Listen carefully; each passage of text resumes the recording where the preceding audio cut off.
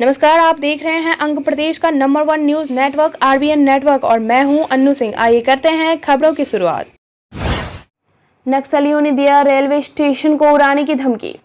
जमुई के चौरा स्टेशन पर वर्दीधारी नक्सलियों ने रेल कर्मियों को कब्जे में लेकर रेलवे स्टेशन को उड़ाने की धमकी देते हुए रेल परिचालन करवाया बंद। सूचना पाकर पहुंचे पुलिस अधीक्षक प्रमोद कुमार मंडल ने जांच पड़ताल कर रेल परिचालन को 5 बजे सुबह शुरू करवाए। मिली जानकारी के अनुसार जमुई स्टेशन के समीप चौड़ा स्टेशन पर तकरीबन 3:45 सुबह में वर्दीधारी नक्सलियों ने ड्यूटी में तैनात रेल कर्मी को अपने कब्जे में ले लिया और स्टेशन को उड़ा देने की धमकी देते हुए रेल परिचालन को घंटों बंदी बनाकर रखा। वहीं रेल परिचालन बंद होने की सूचना पाकर पहुंचे जमुई पुलिस अधीक्षक प्रमोद कुमार मंडल ने जांच पड़ताल कर रेल परिचालन को शुरू करवाए और आगे की कार्रवाई में जुट गए हैं।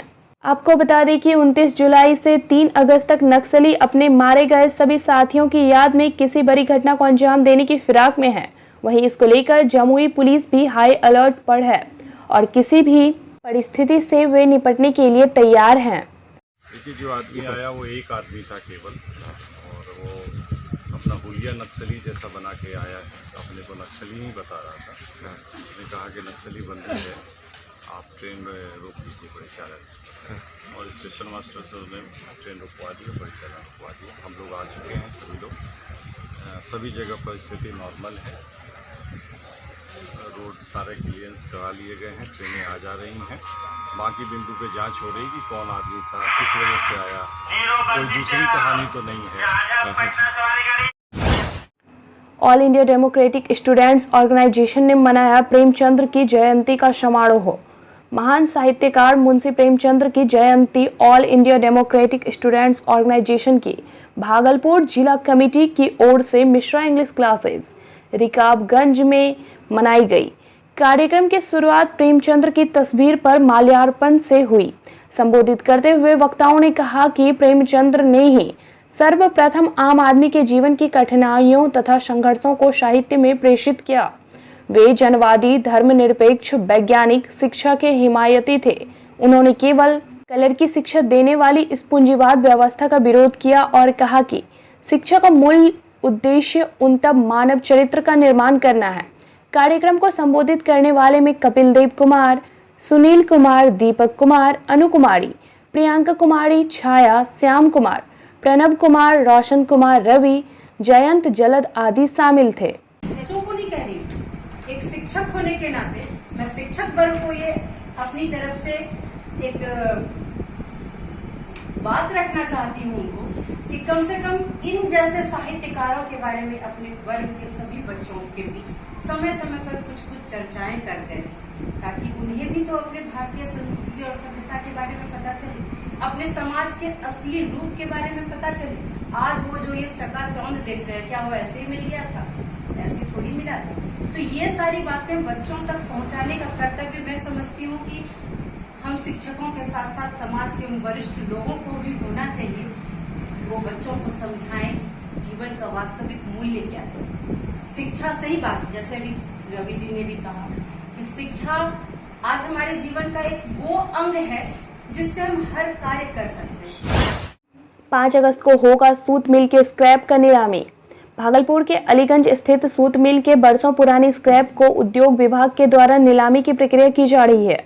उद्योग विभाग भागलपुर के जनरल मैनेजर राम शरण राम ने बताया कि स्क्रैप का मूल्य 60 लाख रुपए निर्धारित किया गया है, जिसको लेकर 5 अगस्त को बोली लगाई जाएगी और स्क्रैप को लेकर बोली लगाने वाले लोगों को पहले स्क्रैप के वैल्यू का 10% गारंटी मानी के रूप में जमा करनी होगी।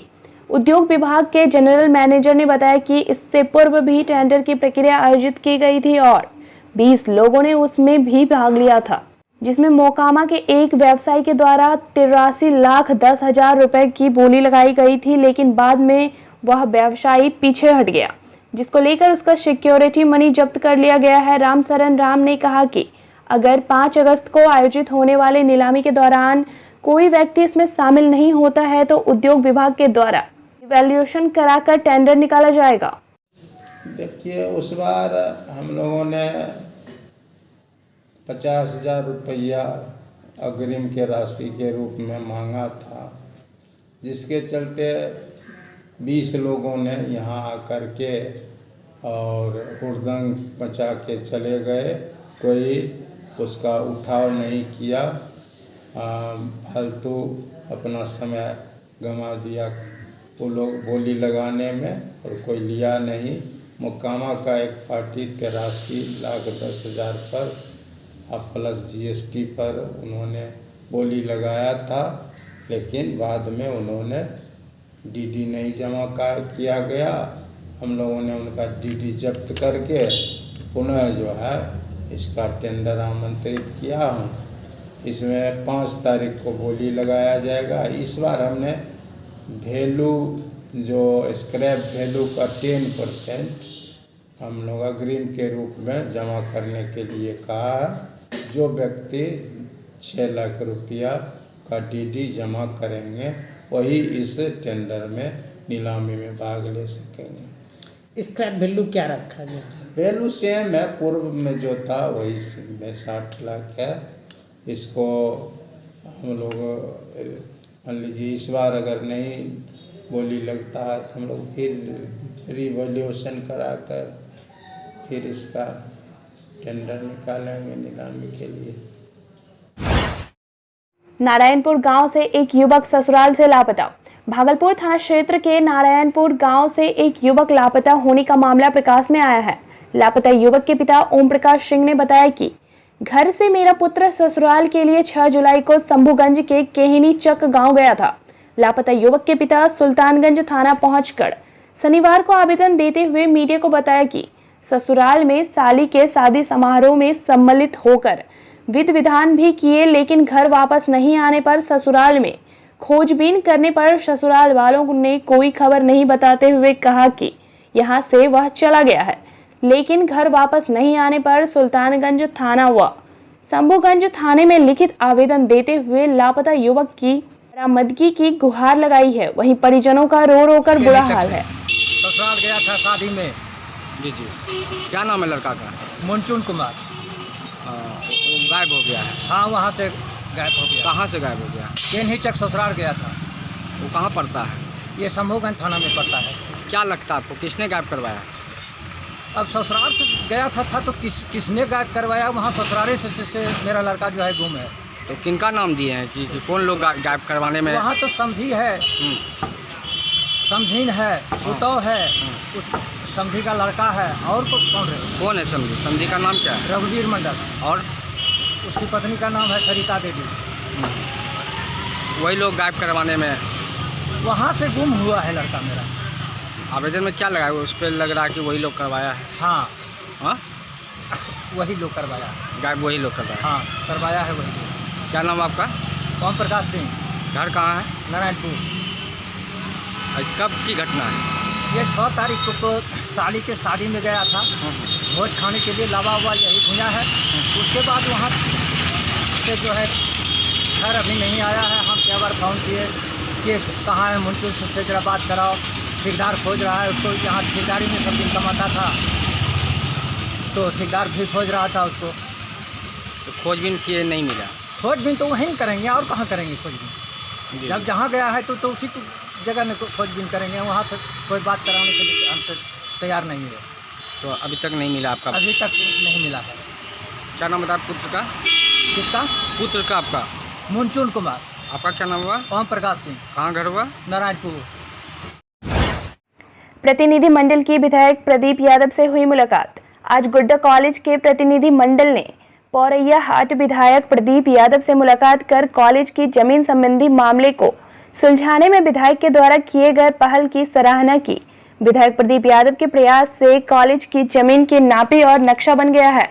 कुछ फॉरेस्ट लैंड के कारण कॉलेज को एनओसी नहीं मिल पा रहा है। कॉलेज प्रतिनिधि मंडल ने विधायक श्री यादव से मुलाकात कर इस मामले को जल्द से जल्द सुलझाने का आग्रह किया।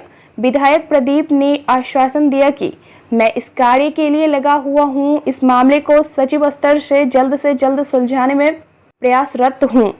सर, आप लोग विधायक जी से हम लोग मिलने आए थे कि ये उनके कंस्टिट्यूंसी का कॉलेज है। ये 1954 का कॉलेज है, गुड्डा कॉलेज गुड्डा। लेकिन ज़मीन संबंधी जो कागजात हैं उसमें या तो कुछ मिसिंग है या कुछ कच्चा कागज है।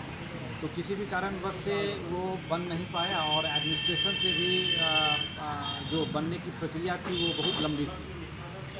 तो विधायक जी चूँकि यहाँ के छात्र भी रहे हैं और वो किसी भी इश्यू को बहुत गहराई से लेते हैं, तो उन्होंने इस इश्यू को 1 साल पहले अपने हाथ में लिया और पूरी सफलता मिल गई है। हम लोग को कॉलेज का नक्शा भी बन गया और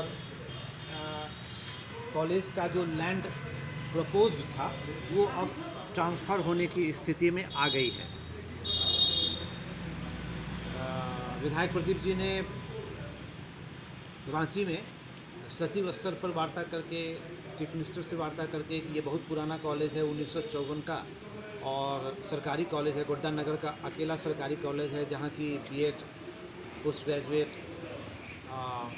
अंडर ग्रेजुएट और यहाँ तक कि इंटर की भी पढ़ाई होती है। तो इसको अपना एक घेरा होना चाहिए। यहाँ 38 जितने स्टूडेंट्स हैं उसके 38% से ज़्यादा महिलाएं छात्राएं हैं, 36% से ज़्यादा एसटी हैं, 8% एससी हैं। तो इस तरह से इसको अगर अपनी एक सुरक्षा कवच घेरा के रूप में हो जाए और अपनी ज़मीन हो जाए तो फिर अच्छा लगेगा। तो इसी के लिए विधायक जी प्रयासरत हैं और इसमें सफलता आंशिक मिल भी गई। सोनबरसा की बेटी जागृति ने बढ़ाया गांव का मान। एक ओर जहां सोनबरसा गांव बढ़ते अपराध के कारण लगातार सुर्खियों में है, वहीं दूसरी ओर गांव की बेटियां वहां का मान बढ़ा रही है।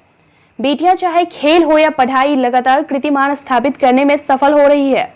बिहपुर प्रमुख रीमा देवी और व्यवसायी सह समाज सेवी रंजित कुमार उर्फ श्री हरि की बेटी जो डॉक्टर बनने का लक्ष्य लेकर निरंतरता से आगे बढ़ते हुए सीबीएसई 12वीं बोर्ड में 96.6% नंबर लाकर सफलता की ओर अग्रसर है। वहीं समाज सेवी सह प्रमुख अरविंद चौधरी कहते हैं कि जागृति ने पूरे गांव के मान सम्मान को 4 चांद लगाने का कार्य किया है और इसके लिए बिटिया को सम्मानित किया जाएगा।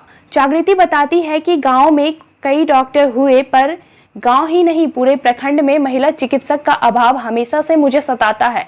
ऐसे में समाज सेवा के लिए मैंने एकमात्र लक्ष्य डॉक्टर बनने का रखा है और आगे बढ़ रही हूँ। शिक्षकों का सहयोग तो मिला ही, पर मेरे प्रथम गुरु मेरे माता पिता का स्नेह एवं पूर्ण सहयोग के कारण मुझे आगे आत्मबल मिलता है। हालांकि जागृति के भाई आदित्य जो इंजीनियर बनने की चाहत रखते हैं, उनको 10वीं बोर्ड में 93.6% ही अंक आ सके। बावजूद इसके पूरे परिवार में खुशी का माहौल है। ग्रामीण अवधेश कुमार, सुकेश कुमार, सुनील कुमार आदि ने जागृति से मिलकर उसे बधाई दी।